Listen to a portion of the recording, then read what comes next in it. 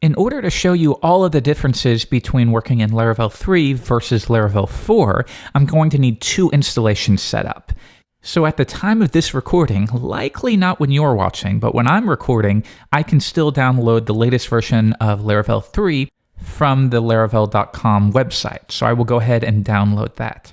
Next, I can download Laravel 4, again at the time of this recording, at 4.laravel.com. However, likely at some point in the future of this recording, that will be merged into the official Laravel website. It simply isn't at this point because version 4 is still in beta.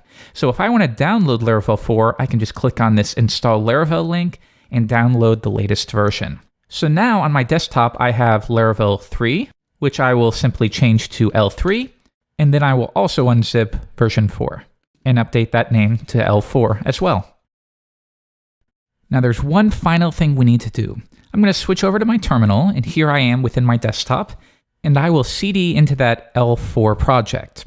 Now, Laravel 4 is based on Composer, and that means it pulls in all of the components it requires, whether those were built by Taylor himself, or maybe those are pulled in from some third party, maybe Symfony. Now, all of this comes through the Packagist website, which is really fantastic. And if you're not familiar with Composer, check NetTouch Plus, and we have lots of content on it, and we'll get you up to speed pretty darn quick.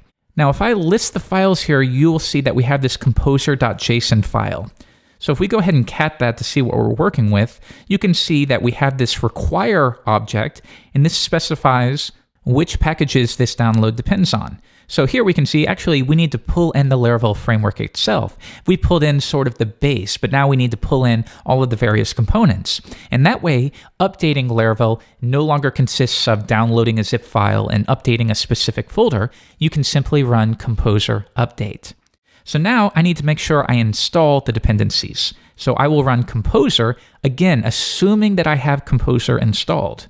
If you don't, go to getcomposer.org and click on the Getting Started guide. I promise it's not too hard at all. If you need a more step-by-step walkthrough, like I noted earlier, on NetTouch we have a tutorial called Easy Package Management with Composer by Phil Sturgeon.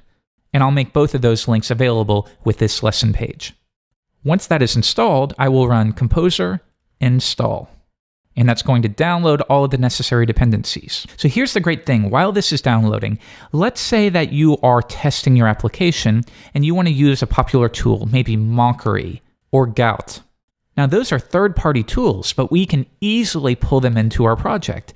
Doing so would be as simple as opening your composer.json file, specifying the package that your app depends on. So maybe for development, we want to make sure that we're using Mockery. So I could say Mockery/Mockery, and then get the dev master version. So now if you're wondering, well, how do I know what to add here?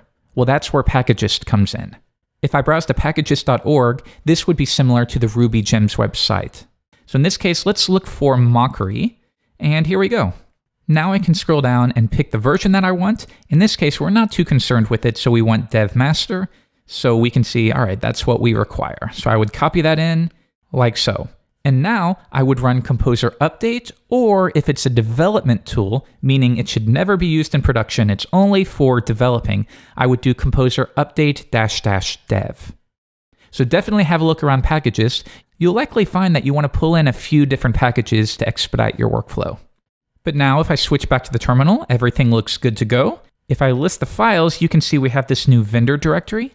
So if I cd into vendor and list the files, now you can see that we do have Laravel. So if I cd into that Laravel directory, into frameworks, all of this was brought in through Composer. And again, let's say a month from now, Taylor makes an announcement, hey, you guys need to update, I've added some new feature or fixed a bug. You would simply run Composer update, and that would pull in the latest changes. So really, that's about it.